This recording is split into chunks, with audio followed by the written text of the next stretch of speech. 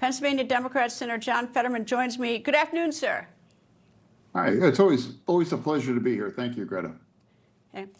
Sir, today there, of course, Henry Cuellar, Democratic congressman of South Texas, got a pardon, which brings up the topic of another pardon that people are discussing, and that's Prime Minister Netanyahu in Israel. Should he be pardoned? Oh yeah. I do support.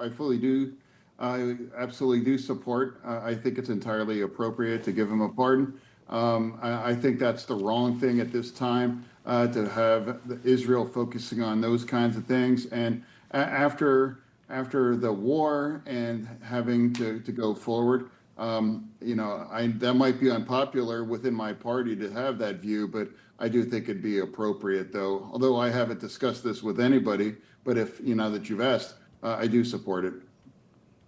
What's to gain by not giving him a pardon? Because look at this thing. Is that this trial has been going on for 5 years. It's a different system than we have, but it's been going on for 5 years. And at the same time, he's trying to protect that little itty bitty country from enemies on all sides, including that horrible slaughter on October 7, 2023. So what do you think is the delay? Why doesn't President Herzog just do this? President Trump has asked for it, too. I don't know. I've had the pleasure of meeting President Herzog multiple times, and he's a wonderful man. I don't know what his views are on this, though. But what I do believe, as the one Democrat, the unapologetic supporter of Israel after the Gaza war, I do think it's entirely appropriate at this time to do that.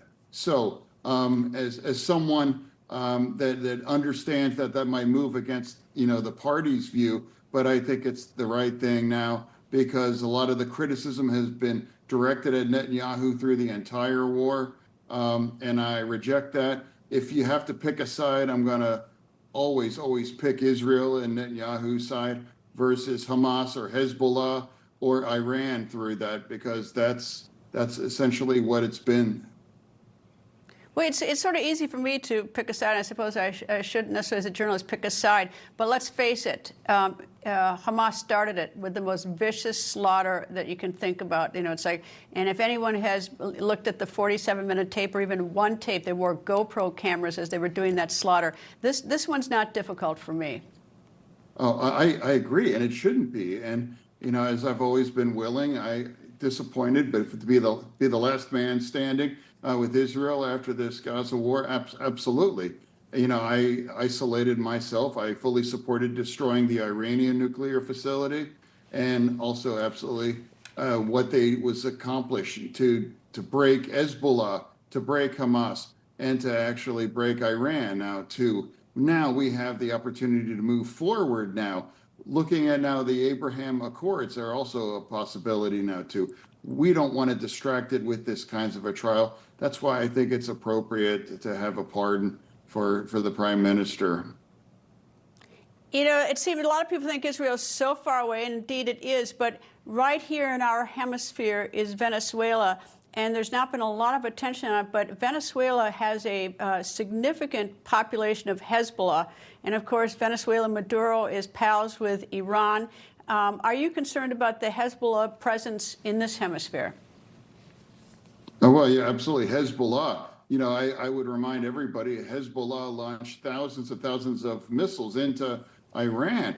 I've witnessed where they've actually killed a dozen children on a soccer field. That's the kind of what a Hezbollah is, and I fully supported what Israel was necessary to neutralize that now. So for me, I don't particularly grieve narco terrorists. We should be talking more about the National Guard members that were shot, and we lost one out now too. So for me, that I just might have a different view on things. And of course, I mean, the Hezbollah has been linked to some of the narco trafficking coming out of Venezuela, which is one of the things that President Trump has been trying to eliminate, the narco trafficking coming here.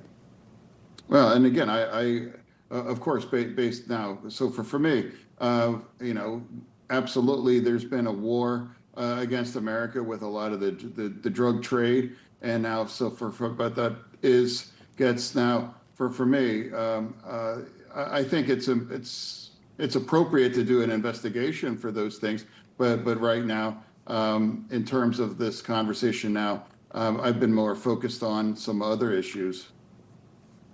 President Trump has been trying to get peace between Ukraine and Russia, and it seems like almost like he's knocking his head against the wall. He had Putin coming to Alaska in August to no avail. He's had Witkoff and his son-in-law in Russia. There's been so much of an effort to try to get Putin to at least agree to something. Do you have any other ideas of how to go about doing this? Do you have any thoughts on this? Yeah, gosh, I sure hope so. I hope they are able to achieve peace. Now, this war is going on 4 years. This war is not sustainable. The Ukrainian people deserve peace now. And now I do believe the president is the only person that can really help broker that kinds of things. I've been firmly on the side of the Ukrainians through this entire thing. They absolutely weren't the instigator. They didn't start this war. But now this war needs to end now. And I am absolutely supportive for they're able to achieve this kinds of peace. And I was one of the rare Democrats that actually celebrated the peace that visited in Gaza and that sent all the hostages home as well, too. I want peace. I want peace. And I'm going to support an administration, whether it's a Democrat or a Republican one. I think that's... who can't we all agree that this war needs to end? And if that peace comes from a different party, you have to acknowledge and celebrate it and cheer for it. Let me ask you a random question. How do you like your job? Is it a good job or is it frustrating? Do I like my job? Is that? Yeah. Is that is it? I mean, like. Yeah. Do you like your job? Oh no, it's an honor. Absolutely, to be the voice of Pennsylvania. Absolutely. It's absolutely an honor. And one of the great honors of being a senator is to stand with Israel and to have, and I think I am representing Pennsylvania's views. I think Pennsylvania is the one state that really keeps people honest. And now we remember that we have a very, very divided state. But now that's one of the reasons why I refuse to call the other side, they're fascists, they're Nazis, are trying to destroy our nation. We have different views. I live amidst, and I know and I love many people that are on the other side now too. It's like I'm trying to find a way forward, and it's one of the best part of this job, and it's one of the honors to represent Pennsylvania, the most purple state in the nation. So it's, again, I'm very grateful to have the opportunity to be a part of this conversation. Well, I appreciate the answer because I know it's a challenge with everything that goes on in this city. It's a challenge sometimes, politics, and I don't think sometimes that people realize that it's a heavy lift sometimes to be to represent in the House or the Senate. Senator John Fetterman, thank you, sir. People think news just happens. It doesn't. It happens because there's someone there to capture the moment, to explain it and share it. That's my job. I go where news breaks and give you the facts. Join me for The Record on Newsmax.